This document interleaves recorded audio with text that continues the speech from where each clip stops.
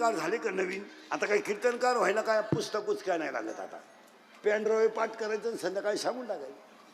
मग ते card छापितात, card नवीन कीर्तनकार, आणि येड्यांना वाटायचे कीर्तन सांग.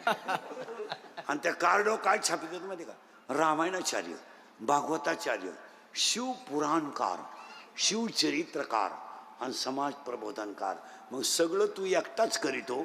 मग आम्ही काही 31 वर्षे खेकडं धरतो का?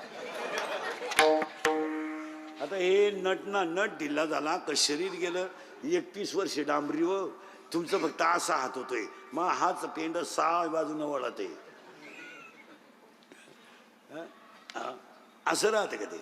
नाही नाही नाही नाही नाही, त्याला जाहिरातीची गरजच नसते. मला तुम्हाला आठवलं कधी इंद्रिकर कोणच्या व्हॉट्सअपला आहे?